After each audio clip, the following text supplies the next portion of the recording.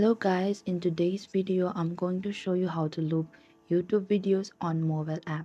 So first launch the YouTube app on your mobile device and you can find the video or search the video you want to loop or navigate to the video page.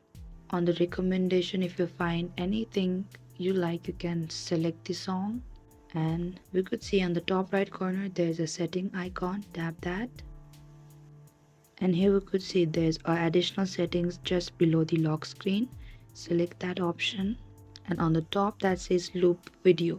So simply turn on that section just like this and you just looped the video, and once you have enabled looping, this video will automatically replay from the beginning once it reaches the end. And by following the steps on your mobile phone, you can loop a video on YouTube and watch your favorite content on repeat. Thank you for watching this video. I hope I could help you. Don't forget to like, subscribe and hit the notification bell icon for more upcoming uploads.